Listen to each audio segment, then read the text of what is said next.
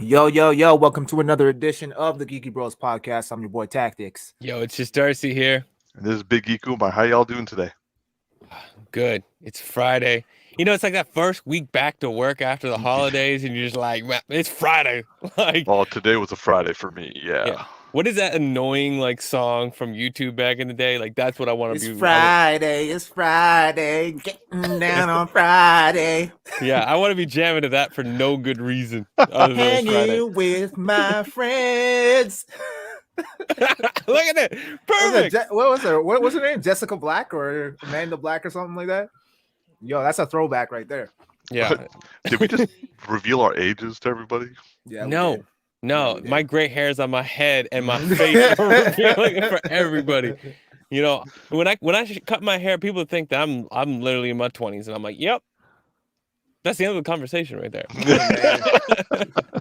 Hey man, at least you ain't receding your hairline isn't receding. You're not going bald, bro. So be grateful, yo. Yeah, I am very grateful for that. I'm very grateful for Yo, that. you still got hair, bro. What are you talking about, man? Why you think I'm wearing a hat up in this bitch, bro? Yo, this show's gonna be the geriatric geeky bros. The double G bros. Oh man. All right. All right, brother. What's on the agenda for today, Umar? Okay, so before we start, just another reminder to our viewers that, the ones who are not watching during the live event, because the ones who are watching the live event, you're shit out of luck and have to listen through everything. But for all our viewers who watch or listen afterwards, please, if you just want to talk about one topic that we discuss, look in the descriptions and use our timestamps to get to the topic you want. On the topic of aging, we've had a bit of a sad run of celebrity losses of recent. And Betty White passed away last week. And today, unfortunately, we also lost another legend, Sidney Poitier. Betty White was like a couple of weeks away from her 100th birthday. And Sidney Poitier passed away at 94. I will say that out of the two, I definitely know Betty White the most. I saw her in reruns of the Mary Tyler Moore Show and also Golden Girls, of course. But I would say that I saw her in The Proposal, which resulted in me seeing a lot more memes and like YouTube videos of her. And also scenes from SNL. So, yeah, kind of a close to my heart. Sad to see her pass, especially so close to her 100th birthday. And Sidney Poitier, I've seen him in. I think the only thing I've seen him in is in the classic "Guess Who's Coming to Dinner" with him, Katharine Hepburn, and Spencer Tracy. But like, that was about all I saw of him. He was a very talented actor, and from all the clips that I've seen of him on YouTube and stuff like that. But a couple of legends passed. How about you guys? Any fond memories of Betty White or Sidney Poitier? Darcy? Yeah, I mean, from Betty White, it's just being a badass, like just showing up and stuff, and always being referenced by things. I can't say I'm as familiar with Sidney Poitier's stuff. Just I did get immersed in it when I was younger, unfortunately. But either way, it's just unfortunate, to lose any talent, and but I'm glad to see that they had like long, good, full lives. And yeah, for Betty White, yeah, it sucks that she was so excited to celebrate her 100th birthday. So yeah, it's unfortunate. But they've contributed a lot to the world, and that's something good to celebrate at the end of the day. T? Yeah, I mean, it's definitely unfortunate.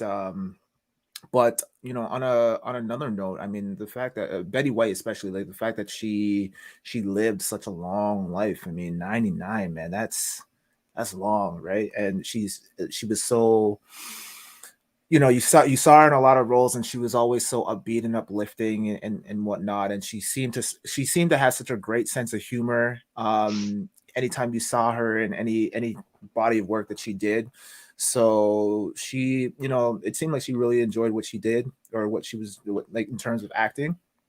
And yeah, I mean, it's sad that we lost her. And in terms of Sidney, I'm not familiar, like much like Darcy, I'm not familiar with his body of work all that much, other than I recall reading the book In the Heat of the Night, which was I don't know which came first, the book or the movie, but I had to actually read that in elementary school, and then we ended up watching the movie. And from what I remember, it was a really good movie, and he portrayed the character very well. And so, again, another person who was super passionate about his craft and great at what he does, or what he did at that time. And unfortunate to see a legend pass. So yeah, my condolences to the family, and RIP to both these legends. Yeah, and also in a sense that both of them kind of push the envelope a lot, at least on camera, for women and also for Black men. So they definitely join a lot of very heroic legends on that front. 100%. All right, moving on. So our next topic is our good old-fashioned geeky news. We have a few stories. Not a lot happened of late. I guess everyone was just really enjoying New Year's alone in their secluded lockdowns.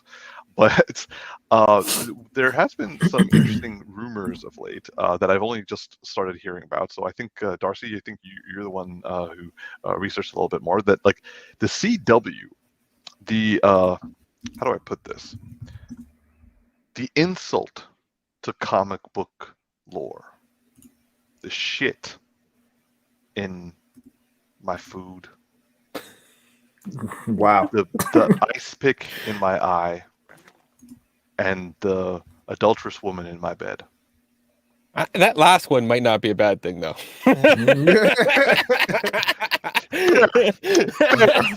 Depends on how you look at it. Yeah. I'm just wondering where you're going with this analogy, bro. I'm just saying that the CW has given me a lot of shit, and I've had to watch and eat that shit, and I'm tired of it. And so I was hoping that the article was going to say eat shit, bro. You eat shit. I was being metaphorical, but that's a movie reference, actually, by the way. Adam Sandler reference? You eat pieces of shit for breakfast? yeah, that's what it was. Yeah. I think that was Billy Madison, wasn't it? Something like that. I just remember the phrase, like, you eat pieces of shit. Nonetheless, the CW potentially is being bought out. Now, I was hoping this was going to be the CW's gone bankrupt and they were going down to hell and never coming back again. But it turns out, potentially, that HBO might take CW. Again, rumors.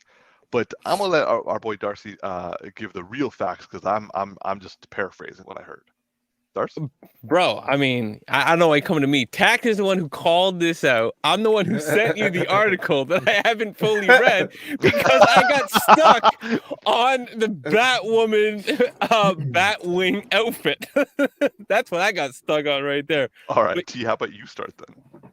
Well, so I was briefly skimming through TikTok, and a bunch of people were talking about it and how CW's potentially selling their production studio to the highest bidder, basically. And there's a rumor, like you mentioned, that HBO is interested. There's also another company that's interested in taking it over, and mainly because apparently CW hasn't been making a lot of money in the last several years. Good. Which I find a little surprising. Like, I mean, granted, like their shows are not great, but there was a point, for me anyway, in terms of like Smallville. Yes, it did see a decline, along with Arrow and The Flash, but at some point in some of the seasons they did have potential. So some of their effects have been pretty okay, right? So I'm like, where are they getting this money from? Like, and how are they not making money if they to produce all of these like effects, right? So I don't know, but apparently, yeah, like they're selling off their rights, and I think if HBO takes it, then we could get some good quality shows, because isn't Superman and Lois on HBO right now, or are they still? No, There's no, Yeah. they're CW, right? Or Yeah. Yeah, CW. Sorry, I thought you said CW. CW. Okay. Yeah, so I'm wondering if HBO takes it, then what will that mean for the quality that we get going forward? Like, Yeah. You you know what I can't get mean? much worse. The thing that I want to throw out here, though, as I'm like kind of reading through this article and it's talking about licensing and stuff like that, like, and from revenue perspective, is like, yeah, they're selling themselves.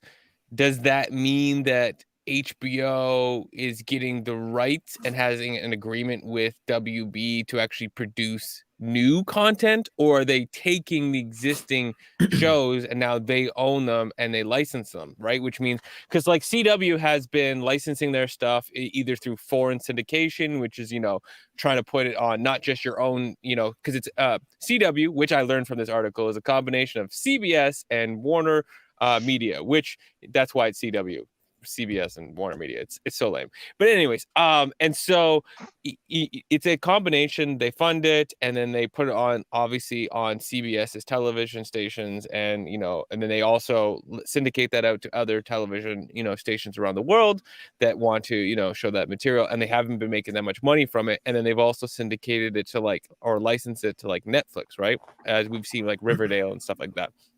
And so it's a horrible show. I've loved watching a YouTube channel just roast that show. That's all I've ever seen of the show, is just roasting, and that's the only thing. It's such a shit show, right, Tactix? I don't watch it. Cool. Yeah, that's about fair. I don't watch it. It's not worth watching. So, but anyways, what I'm getting at here is that they could sell the studio and their existing properties, and that would mean that, say, HBO takes it and they license them, which means they can throw it into HBO Max and just add more content. Kind of like when Disney recently just bought, I forget who they bought out, but they bought something out and they put adult. Did they buy out? Yeah, I know, but how they put mature, it's like Star something, and they put mature content into Disney Plus. Yeah. It's like that. Take all of those properties and stick them in, and it makes HBO Max a better offering, because what they need to do is get more people on board. Oh, hey, you want to watch the old episodes of The Flash? Come in here, right? That's the play. I don't know if that means that they're going to produce new content, right? Because that would be probably a separate deal with Warner Media. So, whoever gets it from a perspective of licensing it, I mean, I don't really care, because I might go, fine, I'll finish The Flash. I have nothing else going on, and it's already on something I'm already paying for. But if it's on HBO Max, I'm definitely not gonna go watch it now. If HBO were to take over these properties, that would be fantastic. As in reboot them, as in take over The Flash. No, agreed. It's a totally different thing, not the same Flash. I want all of that stuff to die. Don't get me wrong, Grant Gustin, I still love you. You're amazing, but just move on. I just honestly if HBO takes the CW and it becomes the DC place, then if they, for the love of God, can they just? I would trust, because I loved Watchmen. If I can get that level quality for a Batman TV series, a live action Batman TV series that is an adult version of what we got from the animated series, right there, my life has been made. I understand why I lived so long. Interesting. Yeah, that was heavy. That was heavy. Face, man. That was heavy. You just put a lot of stock into movies, man. Your life depends on the success of Spider-Man No Way Home and now this. I'm shit, bro. You're forgetting the Batman, remember? Yeah, that's true. That's true. You're man. Damn. You're on a thin lifeline, bro. There's a there's a reason I chose the name Big Geek Umar. Oh man. Yo, if we start getting early rumors that the Batman is not good, we're just gonna knock you over the head and put you into an early coma and try to You're wake gonna you put up. me in Suicide Watch? Yeah, no. I mean, like, like put you on something that just knock you out until it's good to bring you back. That's all I'm saying. Like, cryogenic or something. Just like till it's a good time, because I don't want you to be going to the hospital for like non-induced reasons. You're going there anyways, apparently. So. All right. Well, T, any last comments? Nah, not at all. All right, cool. Moving up. Hold up. I got a comment. Can you bring up a picture of that Batwing suit? Can we bring that up? Because I need to talk about this before we move on about the CW. Okay. Oh, I'm all about hearing people shitting on CW products. So, Darcy, you have the floor. Yeah. So this new Batwing outfit. Now, I haven't watched the show since the first episode of the second season. Okay, I watched the whole first season. I watched the first episode of the second season. You have a lot of strength of will, man. Like I don't have the stamina or stomach for that. Yeah, sometimes it's just about like I need something to watch while I do something. This is convenient. So oh my lord. Yo, do we have what the fuck? Is that Batwing? That's the Batwing. Do we have a shot with the helmet down though? Because that's where it gets real, real bad. So this outfit. Okay, first off, let me just say, seeing the two of them. Okay, part of me wants to be like, yo, it's nice to see representation. The other part of me goes, man, stop serving me stuff that that like I want to see it. Like I get the character on the left. I didn't recognize him at first because he had normally his glasses on. He's been in the show the whole time. He is Lucius Fox's son, so it is logical and it all makes sense story wise. To however they ended up screwing it up, but it is in the comics, and so that fundamentally makes sense that he's there, but it just feels so forced. Okay, look at this thing. Okay. This outfit and the composition of this, why does he looks like his head looks like a combination between Optimus Prime and the Predator with a toddler's body of Batman that's trying to be Nightwing mixed with like the actual Batwing suit or the one that like Batman wore when he fought the big mech suit that he has. Like it's like a baby version of that. Like what is this? That's some bullshit. That's what it is. You called it. It looks like a mesh between Optimus Prime and the Predator on a child's body. I watched one clip of him talking in the thing, and I'm like, no, they needed a voice changer. They needed that. Like it does not. He does not sound menacing, nor does he look menacing either. Do you have any thoughts on this? It looks like what you would buy at Party City on Halloween. Yes. Oh man. Like this is the image that they post up on the wall when you pick out your Halloween costumes, bro. And it comes out like 1/3 of that. Yeah. Oh man, like there's no back to this helmet. It's just what you see. It just ends there. Oh, I can't get over this helmet. Like it doesn't look enough like Batman. Like it's like yes, there's a hint of it, but it's Optimus Prime like so much. Oh my god, that's facts. Yeah. Anyways, I had to get that out of my system. That's all. No. That I respect that. And the funny thing is, in the comics, you're supposed to see. It's like the mask is similar to that of Nightwing, and this is not like that. This is entirely different.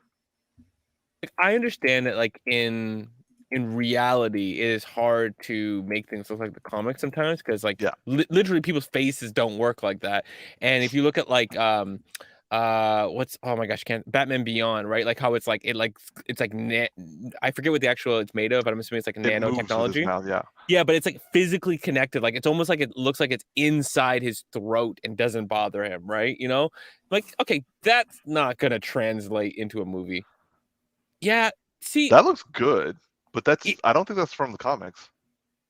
yeah, but you know what's different about this? Like first off, the chin strap piece is forward to that of the faceplate. Now I know this isn't gonna translate to real life because it kind of assumes the person's face is a lot flatter than it should be.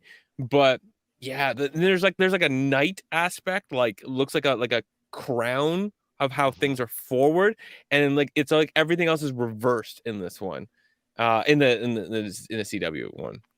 Yeah, he looks like someone's like little cousin version of that. Like he's like, you did a good job, Billy. You did a good job. Now go trick or treat. Yeah, dude. Your first Comic-Con, you know, you put it together yourself. I love you did a good job. And if you were 10, you would get props. You'd be like, damn, you did it yourself. That's good stuff. Yeah, see that's Batwing. Yeah. Yeah. Why didn't they go with this? Like I mean, this is not amazing. I mean, no, it's not great, but like the sad thing is, this is better than what we saw. Like, yeah, I mean, I'm just saying from their budget perspective, like they probably spent half the show's budget on that helmet, and like they could have got away with this, you know, like just improve on this. Like the bar's low, not that hard. Anyways, I digress. All right, moving on. So the next a quick piece of geeky news is our most beloved and most highly anticipated The Boys Season 3 has been announced with a rather creepy teaser trailer, and like a really teaser trailer, that it will be returning June 3rd. So we got a little bit more time. But at least it's. Can I say it's on the horizon? It's coming. So nonetheless, I'm a huge fan of this show. Well, I think we're all three of us are a huge fan of this show, and I cannot wait to see what season 3 has to show for us. T, how about you? Yeah, I mean, this is one of my top favorite superhero shows that we got in the last few years, and it's highly anticipated on my list, and I'm super excited for it. I want to see where it goes. They've been delivering on quality, the humor, the action, the gore. It's giving me everything that I want. A close second is obviously Invincible. It kind of has the same kind of vibe to it. So I mean, two great shows that I'm looking forward to, although it's just revealed off camera that or off air that the Invincible is being delayed. So that's unfortunate. Or they haven't started shooting yet. So I mean, I'm a little bummed about that, but excited for The Boys. So yeah, bring it on. I'm ready. Darcy? Oh, Darcy, you're on mute. I'm talking on mute, and I had a good joke there. I was just saying I wouldn't call it shooting. I'd call it drawing for Invincible. But anyways, I digress. Yeah. The timing is off now. I mean, this is weird, but like Amazon kills it when it comes to superheroes, and literally kills it. Like the one thing that they're doing that sets them apart is like that their shows are like Game of Thrones level, and it's. You know, I just watched the teaser because I didn't know there was a teaser until you just said it. And so I just watched it and I'm like, yeah, that's fantastic. But I literally don't need it with Invincible. Agreed. Or The Boys. I don't need anything. Just like literally, this is what I need. They could take the Beyonce route. Just drop it. That's it. Yep. Someone just drops it and goes, hey, new Boys season just started right now. Let's go. like, you know what I mean? Like, get me a computer, grab me an iPhone. Let's get this going. I'll load up some Prime, you know? They like I say this with with knock on wood and all that stuff. They can't miss. Like they just like the quality level of their storytelling, and they've done 2 seasons now with the boys. So and Amazon's been like Amazon feels like they're they don't how to put this. They don't care about the creative. They're just paying for it, right? Like in a good way, where it's like they don't get involved as much. Yeah, it's like, and I don't know if that's like, I feel like that's almost true also with Apple when it comes to like Ted Lasso, where it's just like you got a good concept, check, and Amazon can sign, like those 2 companies can sign checks, right? Like they got the money for days, so it's like they just need to get the membership. That's all that they care about. They just want you to get you to get the Prime subscription. So they're like, if this gets it, cool, just dump more money. So that means that like they can, if this is the story they're telling, it does not feel like the creatives are held back, and they just go and they just do it and have a great time, and we get great content from it. So yeah, just drop it. June, you said. I'm super excited now for June. I'm super excited.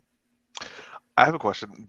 T, I know you answered it already, but I kind of want to like know if that was like legit your ranking. But Darcy, I'll start with you first. Do you prefer this over Invincible? See, I was just pausing there because I was hoping you would just say the reverse statement to give me more time. You're like, or Invincible over this. That's what I was waiting for you to say. And I was like, Do you need time? I'll just go. No. I'm just like, that's a hard question because this has 2 seasons and Invincible has 1. But I almost gotta say I like Invincible more. Like this is a fantastic show. No 2 buts about it. It's got the gore, it's got the spectacle, it's got the creepiness, it's got moments, like it just like every episode pretty much has got moments for you to hang on and remember. But I gotta say that like Invincible did something that like it had intense moments, like a live action level drama intensity from a drawing. It hit. It has anime style, but it hit anime levels in terms of like storytelling. And that last episode is in my top all time of any content. Like my favorite My Hero Academia episode, my favorite Invincible episode, like some of the best like Naruto stuff, and some of like the best like just like Dark Knight, like the Dark Knight, like some of the best stuff. It's at that level. That last episode went from that last episode. Look, the episode before ended in a crazy way, and you're like, "Oh my god!" And you're thinking like it's gonna resolve in some kind of way, and then you're just gonna be like, it's gonna be a little downhill because like you see a second last episode that's like that last episode sets for some high bar, right? And that last episode started right out of the gate and went nuts, stayed nuts, and then ended with tears. Yeah. Right? Like you're like, we're not ready for all that. So yeah, I gotta say I think Invincible's better. And that's like saying like I think a 10 is better than a 9.8. You know what I'm saying? Like that's how I'm feeling. Yeah. CSTO 100%. Yep, completely agree. That episode broke a lot of things, including our hearts. All right, T, thoughts? Yeah, I'm gonna have to agree with Darcy.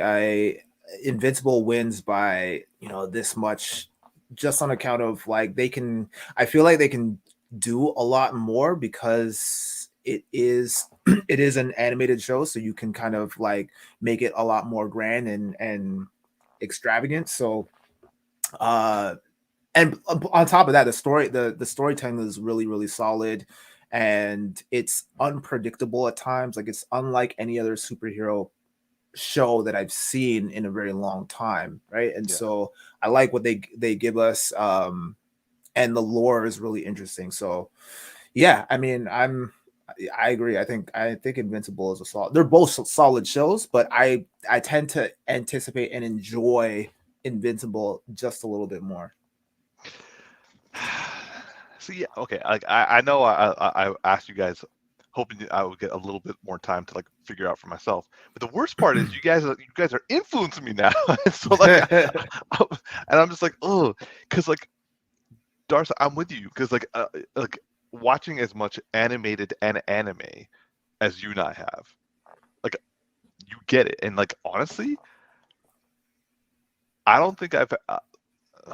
No, that's not true. I've definitely watched some animes that have like fucked me over, but like that one, yeah, it like CTO said, it broke me, and not just once. It was like multiple levels of breaking at multiple different times. I was like, son of a bitch. With the boys, I wouldn't say I've ever been broken. Yeah. I would say that I have I've resonated with what they've said, what they're like, how they're doing stuff. I've like, I mean, Homelander is campaigning for one of the top villains in my book in terms of like comic book depictions. I know T, you're on my side with that one. Darcy, are you a big fan of Homelander? Oh, Homelander's amazing. Like, Okay. I love that character. Everything about that actor's delivery. I also love him on Instagram. He's hilarious. Really? Yeah, he's just funny because like he's like so appreciative and he's a very different person, but he like channels a little bit of like like it's not Homelander sarcasm, but it's like sarcasm about the Homelander, and he like channels like an eighth of it just to like mess with people a little bit. Like I'm just like, yeah, this guy's funny. Yeah. So I'm gonna have to go with Homelander with Invincible strictly because of emotional resonance. Like we watch stuff, we read stuff to broaden our minds and also like to enjoy things, but like Invincible caused so much enjoyment, while The Boys gives me a lot of things that I love. So yeah, I'm gonna have to like as Tactix would say, Invincible wins by a dick hair. Yeah, and it's got an amazing cast. Like Sandra But both Oh. of them do. They both have fantastic casts. I'm just in love with the fact that Sandra Oh's in this show, I and love Sandra Oh. her character and what she brings to it, and the fact that like they let her do that, or not let her, but like they give her the room for it, is like, it's just she's a standout character for me. Like I'm afraid when I knew she was gonna stand up to what's her name here, Omni-Man. Like I'm just afraid of like for her and for him. And also like I 100% with you because like I've always loved Sandra Oh, and she does not disappoint. But J.K. Simmons, man, oh my God, he's got a perfect voice for this. Like in a way where it's like it's Thanos level voicing. You know what I mean? But it's without the modification of making his voice deeper. Right, that like was used for Thanos, right? Like it's not a lot, but it's still some percent Thanos, and it's like you put up that character against him in real life, and you're like, no, but like, yeah. Actually, that would be interesting if Omni-Man and Thanos went at it. I would want to see how that goes. Oh, I meant Omni-Man standing beside J.K. Simmons, like how like it feels like very different people. But yeah, Omni-Man and Thanos, yeah. Oh, there's got to be a fan channel out there. I gotta Google that. That's gotta be fun. So I was reading an article from the creator of The Boys. I don't take this as legit, nor do I take this as anything other than biased like promotions. But he goes on. It's like, I've heard the conversation online about Homelander versus Superman. I gotta say, Homelander's gonna win because that man is going to kill. And in my head, like we've talked about this, I'm like, Homelander has never actually fought someone at his level. He gonna cry like a little bitch once he gets like a sucker punch from Superman, and Superman will throw down. So yeah, has he never fought anybody at his level though? Because like the planet he comes from, he had to have fought people to survive. His own people. Who you Homelander. Sorry. Sorry, I was thinking of Omni-Man when you said that. I'm like, Omni-Man would not cry in a fight against Omni-Man Superman. literally fought his way to the top. Yeah, so yeah, no, I kept thinking about Omni-Man because we're talking about Omni-Man versus like Thanos. Like that would be a good fight just on the basis that like they're both willing to go the same route. Like Thanos is actually more civil and more like it's weird. Like Thanos he wipes out half the universe and he has no problem killing anybody, but his whole purpose in his mind is to be a hero to save the universe. So he does care about people more than Omni-Man, which looks at them like animals, like animals beneath him. Like, I'm not saying Thanos is good. What I'm saying is that he's a little bit different and a little bit better than Omni-Man. It's not saying a lot. Okay, that's an interesting topic that I actually let's like ad hoc and make a topic. The question is, who has the more justified perspective, Omni-Man or Thanos? And me personally, I would say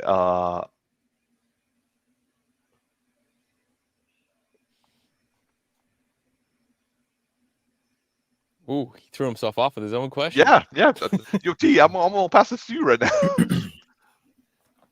Actually, T, you may be really good at answering this because this is like one is like Thanos is borderline, like he's insane, but it's a philosophy that he's following in terms of like survival of like kill the few to save everyone. Well, technically, if you kill half of the universe, you're not killing the few.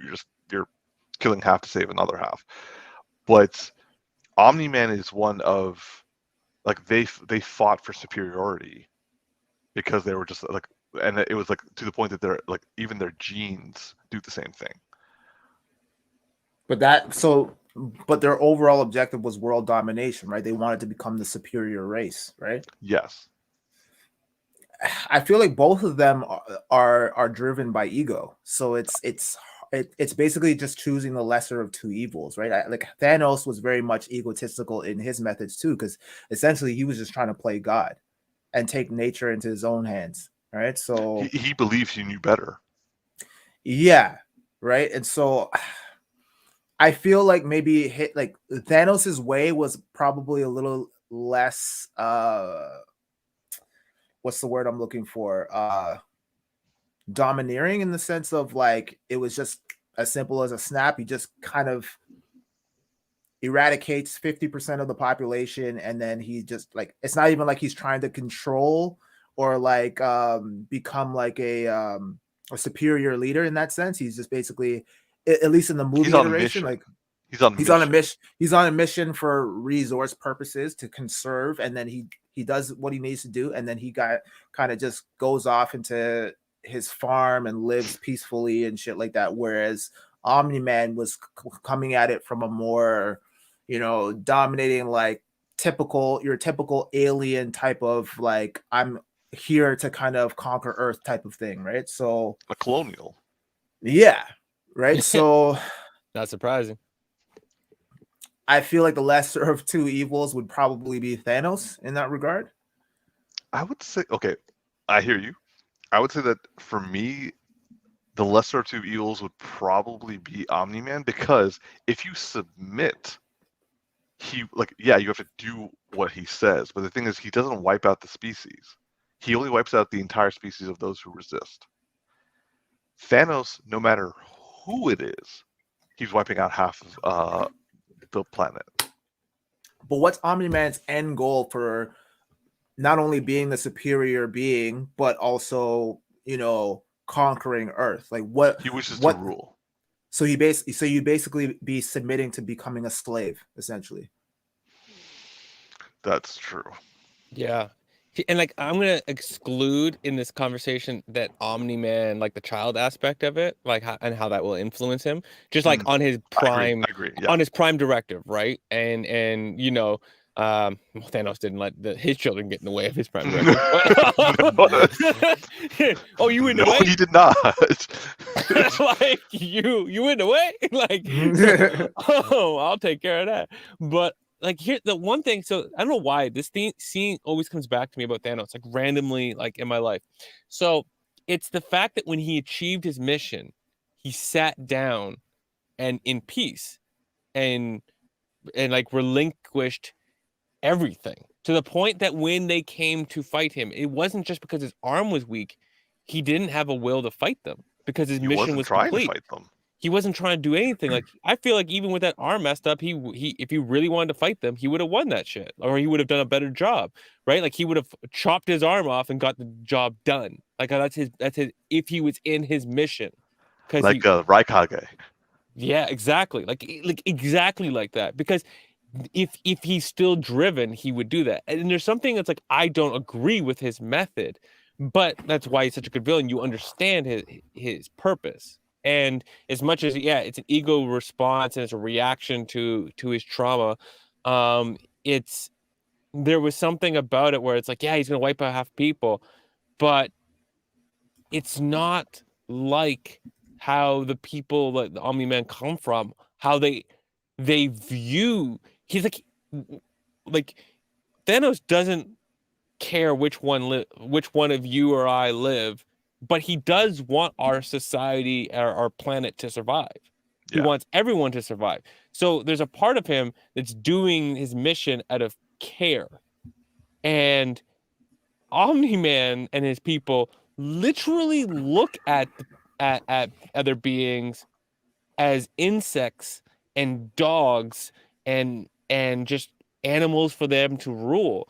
And that mentality is a very different view than Thanos is, right? They might cause the exact same amount of damage in the entire universe. They're people, like Thanos compared to like all of the people the Omni-Man come from. They could, let's say, hypothetically cause the exact same amount of damage, but their purpose is I feel like from Omni-Man's people is more maniacal and detrimental to the overall actual end state. Like if you just said like half the universe is wiped out, one from a snap and the other one from these people dominating, what's the result of that universe?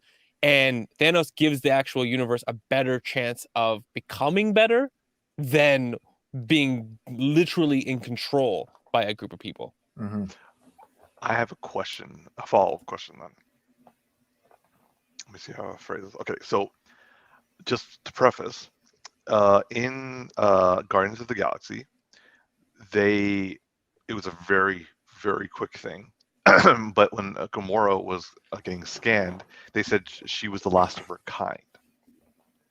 Now that would mean that her planet, her species, they did not survive Thanos's cutting out half of their species.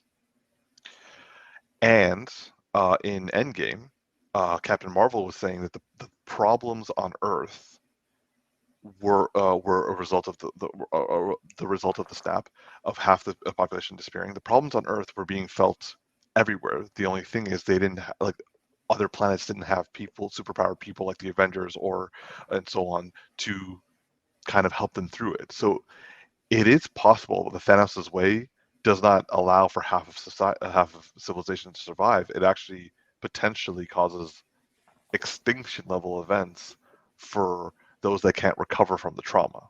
Oh, 100%. So look, my question is, would as Tactix put it, would becoming a slave or a servant on a grand scheme be better than being completely wiped out as a people? I mean, that's assuming that you're the pick of the litter. So it's a gamble, yeah.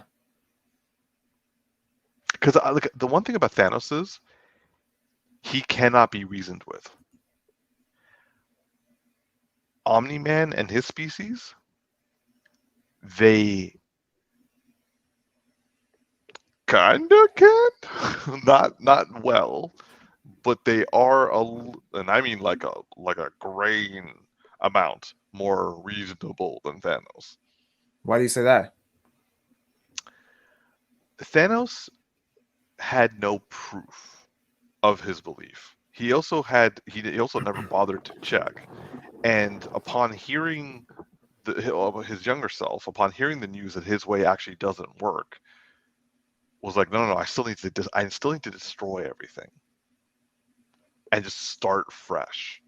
So instead of destroying half, he decided to destroy all and restart. As you're saying, like a god, like he had a god complex on that front. So no matter, like, now what if did prove that if we just gave T'Challa some time and space, T'Challa would have changed his mind. But in the MCU films, that specific Thanos was unreasonable. Omni-Man has proven that he is capable of change, and he's also capable of doubt.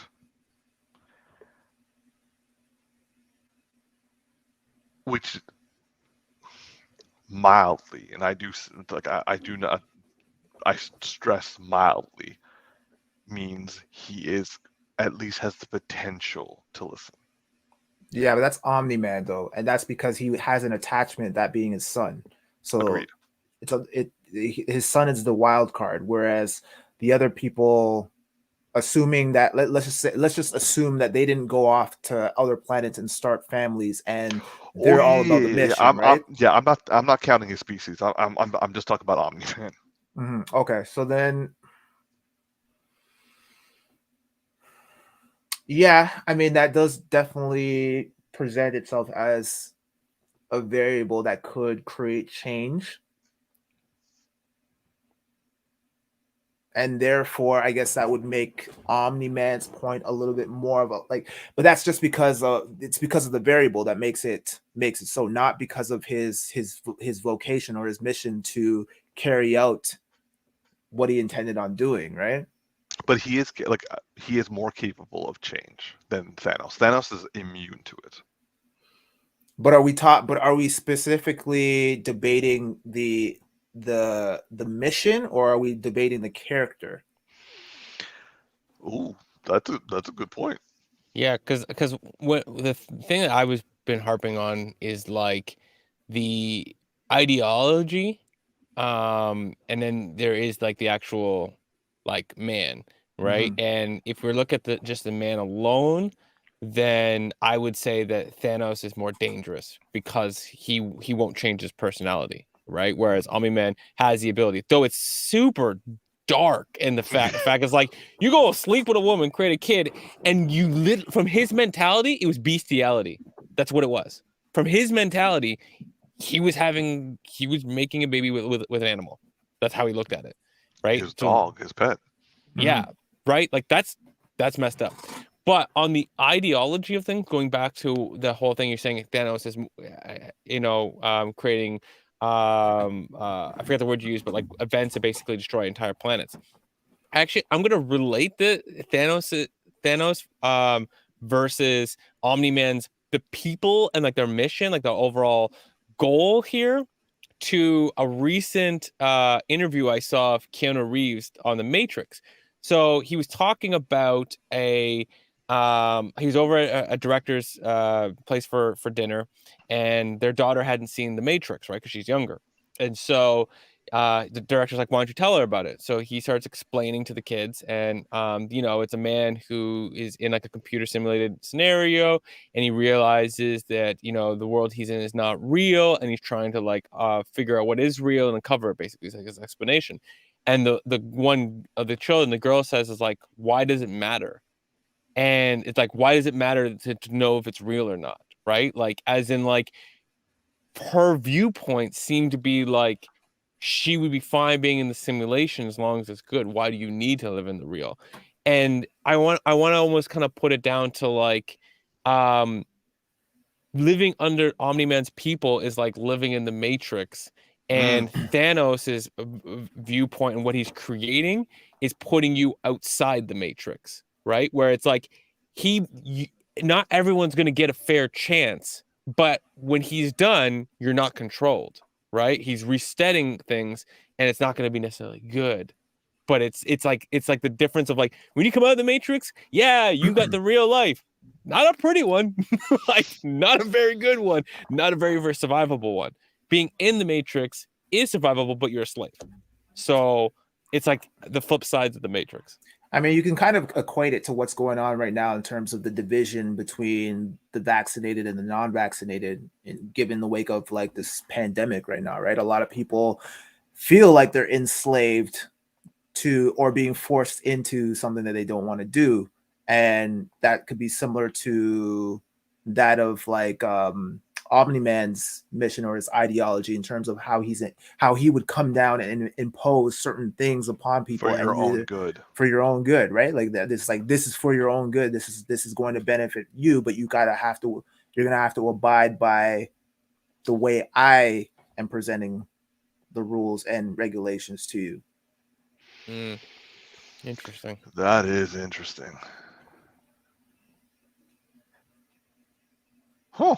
Well, look at what we just did. We made a few hop, skips, and jumps and brought that to something very real. All right. Well, viewers, please, in the comment section, let us know what you think.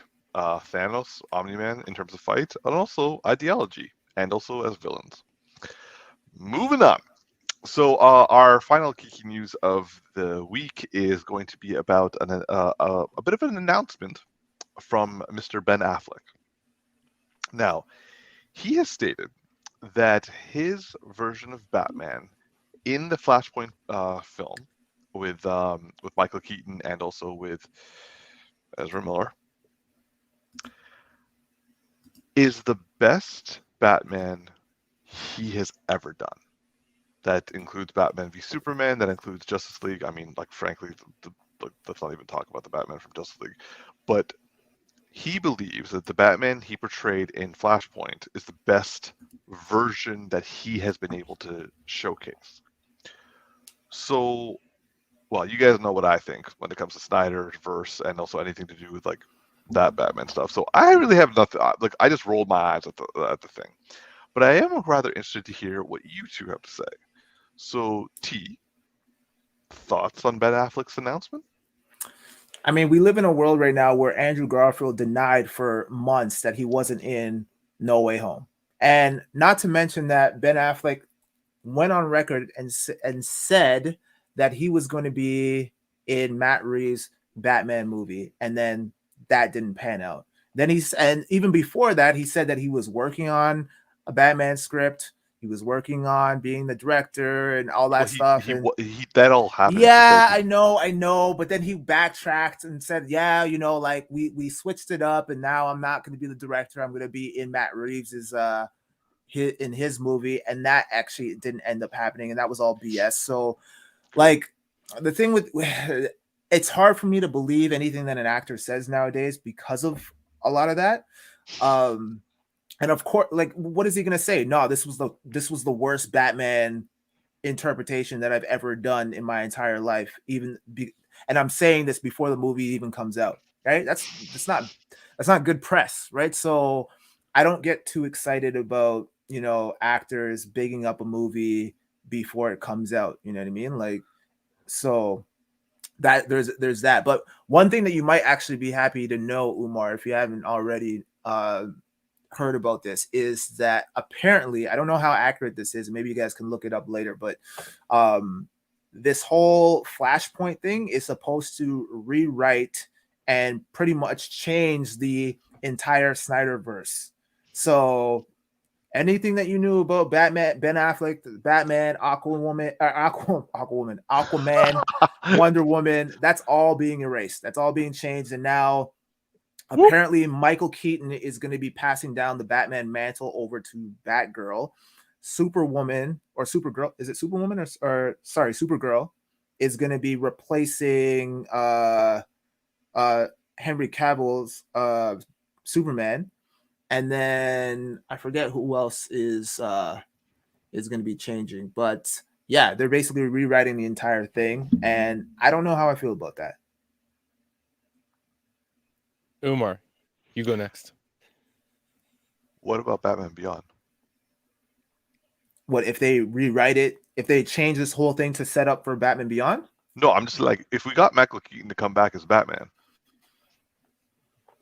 what about Batman Beyond? Like he Batman Beyond will only be awesome if Michael Keaton is old man Bruce Wayne. And what about Batman Well, Beyond? if that's where they intend on going, then I'm all for that. Fuck the Snyderverse. If this is all to set up Batman Beyond, then I'm in. But it doesn't sound like that's what's happening. It sounds like they're going to be they're passing on the mantle to Batgirl, and it's Okay, like, yay for Batgirl, but most motherfuckers finally get Michael Keaton and they're not doing Batman Beyond. yeah, Yeah, I hear you. yeah. That's So not they're setting up a brand new Justice League with these characters. Darcy, your thoughts?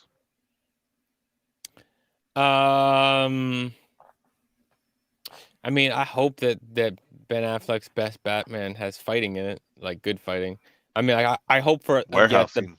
I hope for the best depiction of Batman and Bruce Wayne out of him. You know, most consistent. You know, because he's given the opportunity to do it. I'm sad for the mantle of Henry Cavill to be passed on to anybody, just because I want more from him and done opportunity to do it well. So does he, as he said. No Batman Beyond feels like BS. If it's a Batgirl Batman Beyond, I could maybe be interested. I'll be okay. No, I'll be down. Okay, for yeah, that. I'd be on board with that. I would be Yeah, actually on board with that. yeah. I'm down for Batgirl Beyond. Yeah, like I mean, I personally would like to see Terry McGinnis get the shine because he's like, you know, Well, underrated. it could be Terry McGinnis that's also but a female. Yeah, you're right. That could totally be legit. Yeah, that's what I mean. Like, name works.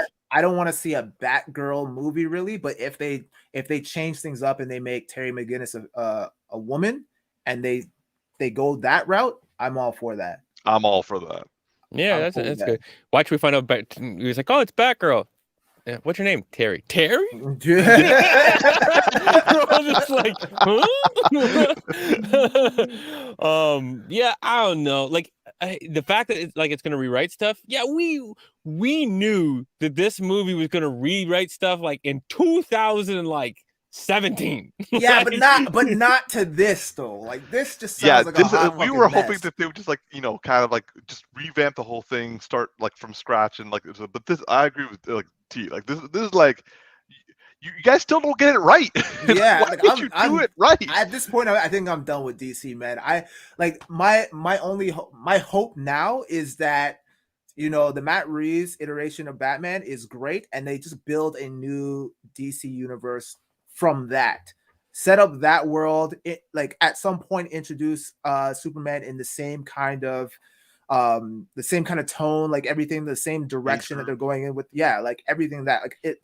I mean, while I would love to see Henry Cavill come back as Superman, if they got to do it and change things up and switch it around and make a new universe, then do so. Because if the Batman works, then just follow that format and basically you have a perfect setup for like paving the way, similar to how the MCU did it, right? Don't feel like you have to catch up because you're at this point you're not going to, right? So you might as well just build from a good solid movie like they did with Iron Man and then work your way up to a Justice League. Let us fall in love with the characters individually, and then you can get your Justice League movie that you want.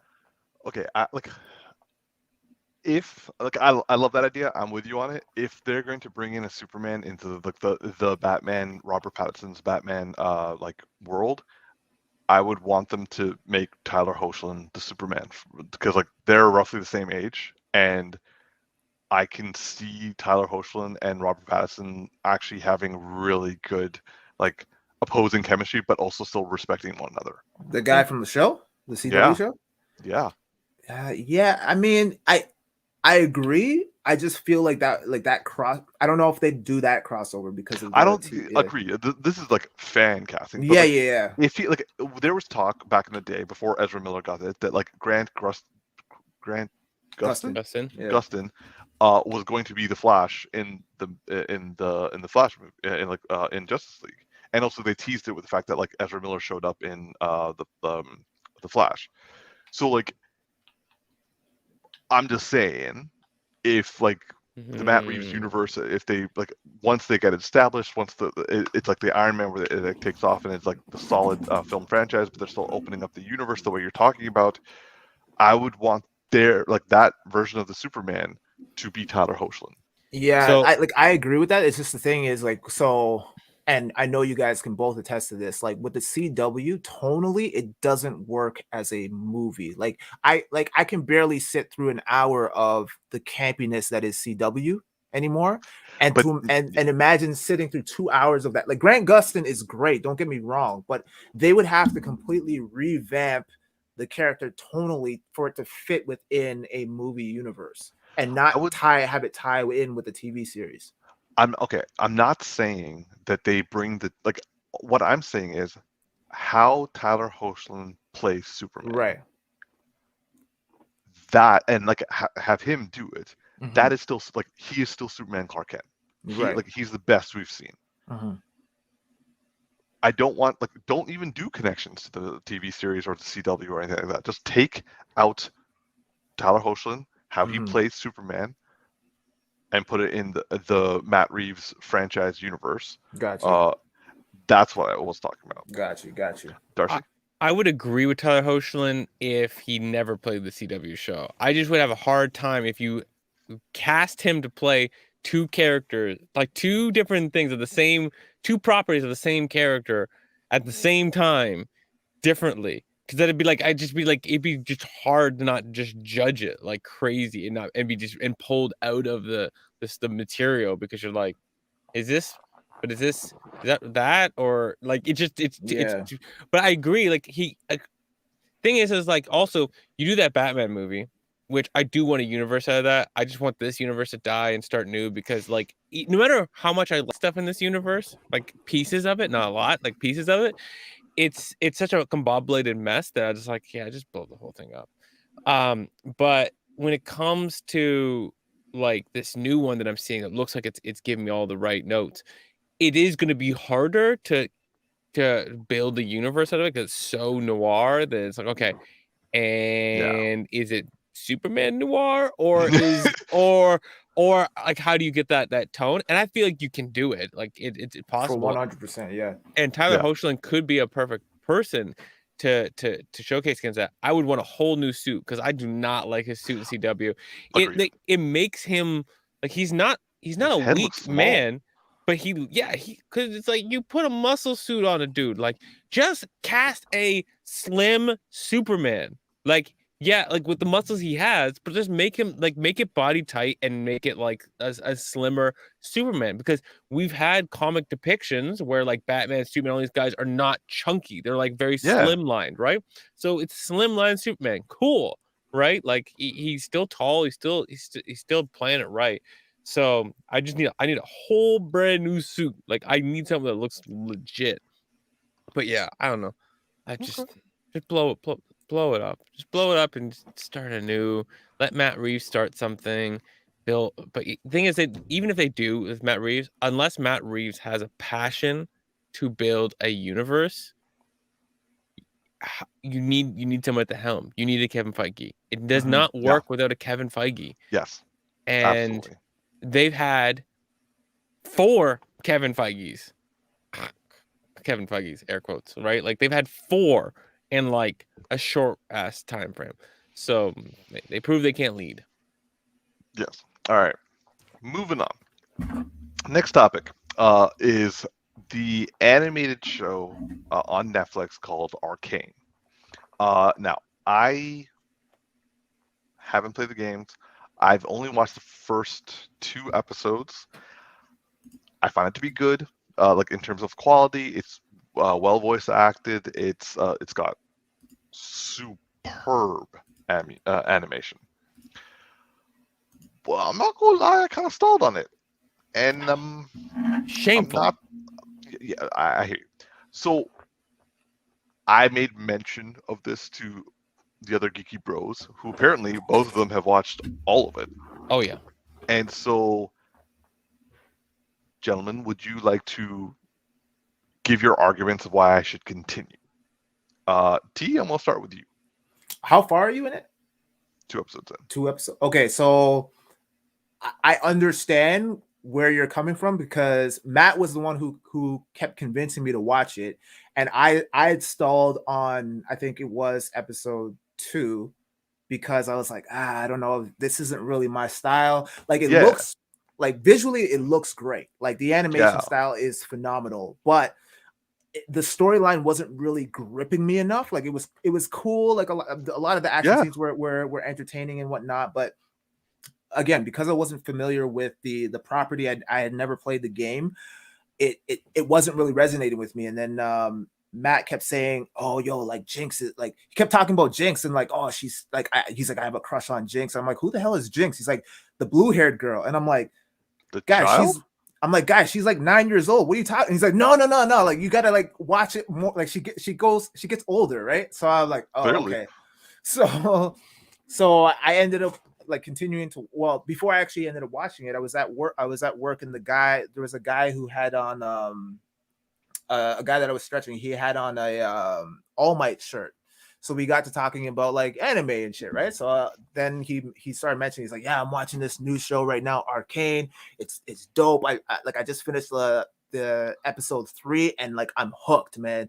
And I'm like, "Oh, I'm only on episode 2." And he's like, no, trust me, bro. Like, you got to get to episode 3 and then you'll be hooked. And I'm like, it's funny you mentioned that, because I usually give a show three episodes before I decide whether or not I'm going to stick with it or not, right? And he's like, "All right." He's like, "Oh, perfect. Go." He's like, "Go home and watch that shit tonight."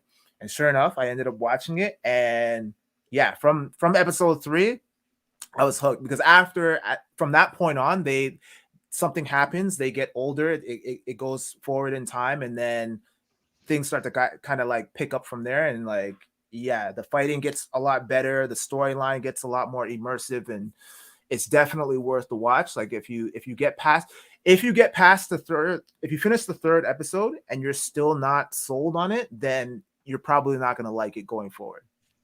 So I would suggest watching episode 3 and then deciding from there.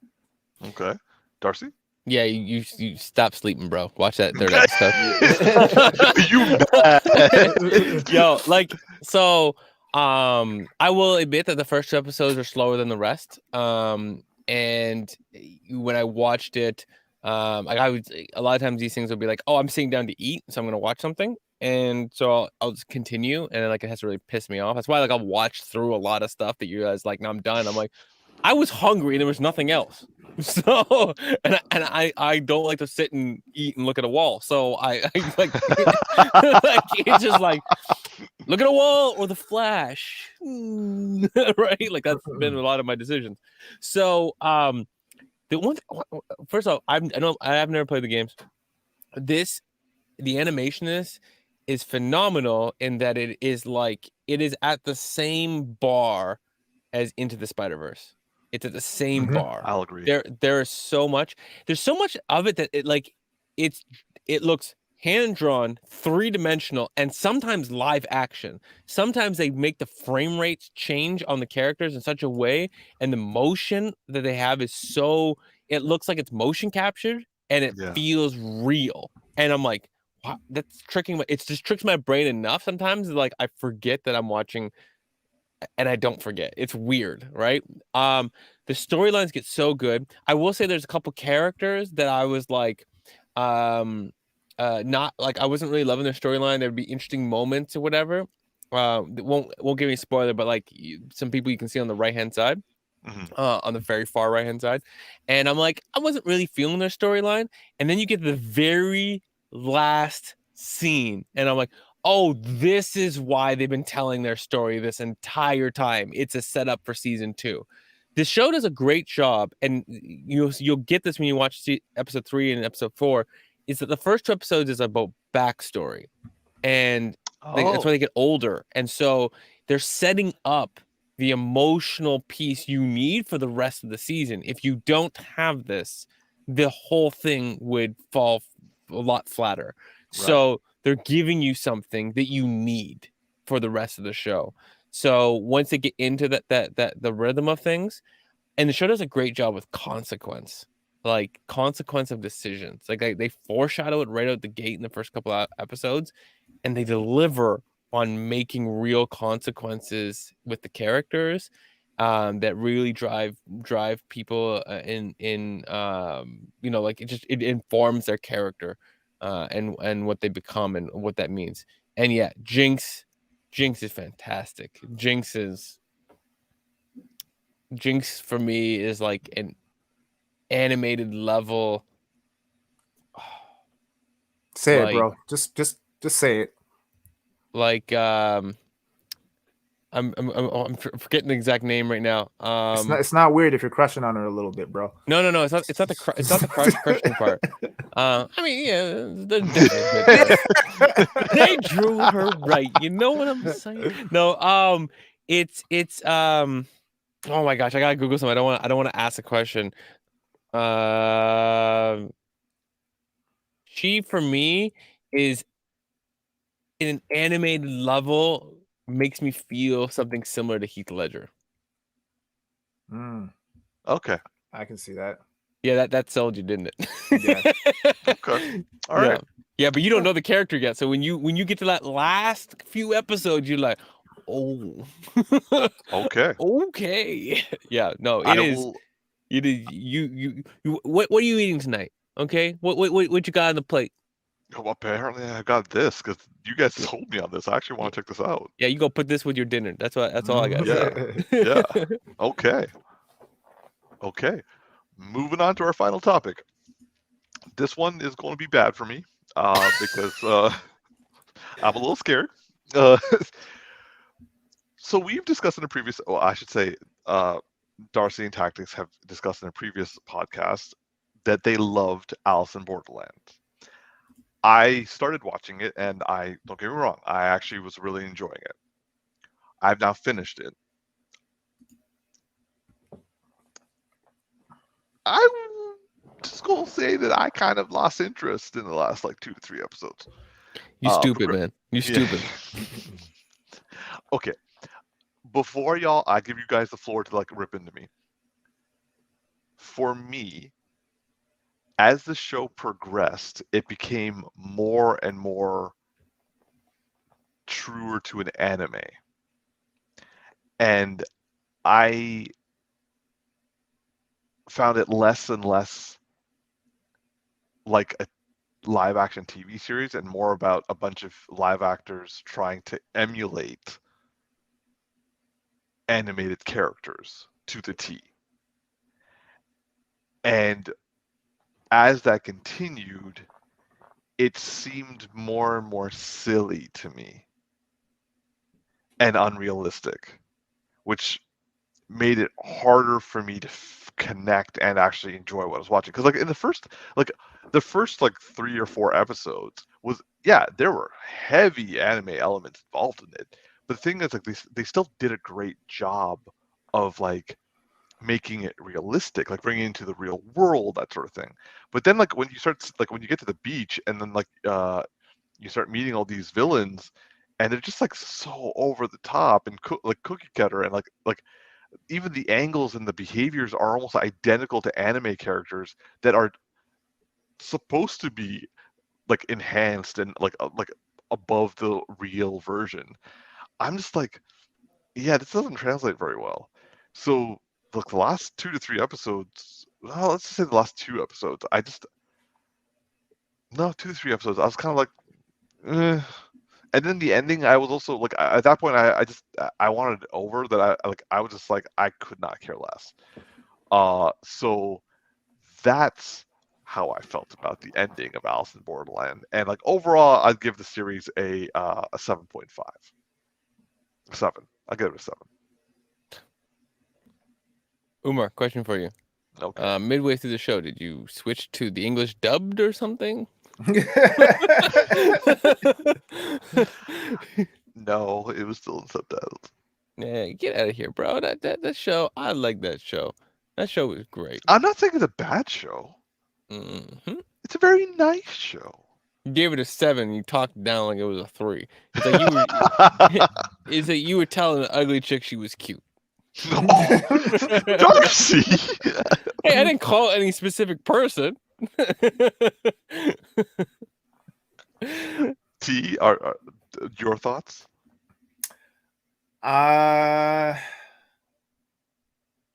Yeah, I don't care, man. I don't care that you don't like it. I love it. I love the show, man. Like this show was great to me. I'm anticipating the second season more so than I am Squid Games season 2. I don't want the Um, Squid Games season 2. yeah, neither do I. But I want a second season of this for sure, 100%. I with that being said, I understand where you're coming from in how it kind of really starts to come off as like as live action or live action actors trying to emulate that of a anime, right? It is based on an anime though, so I'd be curious to know what your opinions are if you ever end up watching the anime. If that seems to be more up your alley. I haven't personally watched the anime yet, but I really enjoyed the show. I like how it was done. I was able. I got the over the topness with a lot of the characters, especially the dude with the white long hair or whatever. Like he definitely gave me like because I didn't know that this was an anime when I started watching it, right? But I was like, yo, this guy is like he reminds me of every single anime character I've ever seen, like to fit that role, right? So also the dude with the sword. Yeah, him for sure, definitely. Most. But I mean, if you compare it to like some of the other like live action bullshit that they've tried to do, like Death Note, for example, this one is top notch, man. No, I will give you this. This is the best live. If like I haven't seen the anime to judge, but if this was the standard, that's a pretty good standard for anime live adaptations. Mm-hmm. This is by far the best adaptation I could watch. Like I actually could watch the whole thing, and I gave it a 7. Like anime adaptations, I average a 3. Yeah, Umar, can you imagine if this was the first season of Death Note from Netflix instead of what they delivered to us? You know what I mean? Like, can you imagine if this was what they gave us for Death Note? Yeah. Like, because that Death Note that they gave us is like a 0.4. like it's like not even Death Note. It's like someone stole the notebook. Like stole a notebook. It's just that's all it is. It's like Ghost Rider rated R. Sorry, I meant to say Ghost Writer, not Writer. Random fact about me, but when I saw Ghost Writer, I really wanted to. I'm like, Mom, can you name me Jamal? I love the character. Yeah. Bro, are you talking about the show from like back in the TBS days? Yeah, exactly. Oh man, yeah, Ghost Rider, where it was like some ghost. It's like some little speckled dot kind of thing that's flying around. Yo, bro, and it would write on your page and help the teenagers solve mysteries. I have no idea what you guys are talking about. You need to Google Ghost Writer. That was my shit back in the day, yo. Yo, I liked it enough that I want my mom to change my name. I mean, as a child, I wasn't a very complex human being, but you know what I'm saying. But yeah, honestly, Umar, like, no, like I hear your points. I understand the logic. I just don't care. I enjoyed it.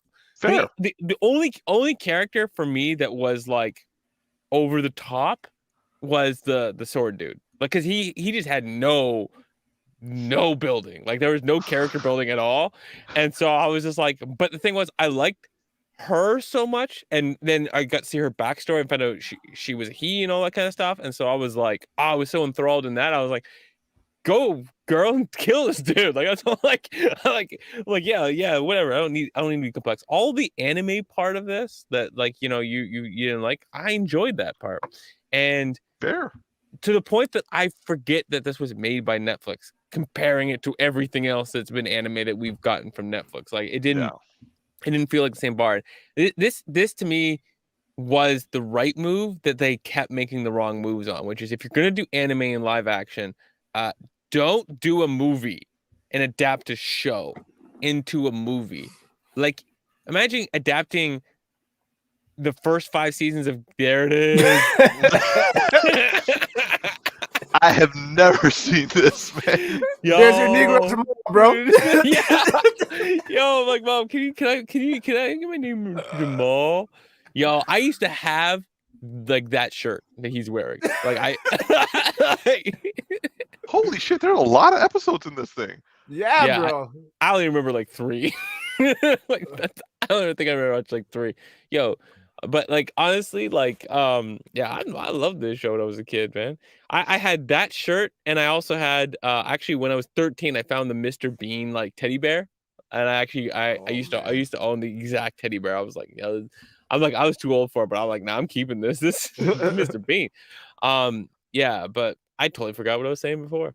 You like the adaptation, and I hear you. I hear you. Oh, I remember what I was gonna say. Umar, imagine the first 5 seasons of Game of Thrones as a movie. Like that's just a wrong premise. You know what I mean? Like you just never adapt a show into a condensed movie. It just doesn't make sense. And so yeah. All right. Well, Pat, volleying it back to you, T. Bro, hold on. Before we wrap, I gotta hit you with one last throwback, yo. Okay. One last one, guy. I'm excited. Darcy, I know. Darcy, I think you're gonna know this one. Hold on. I hope so.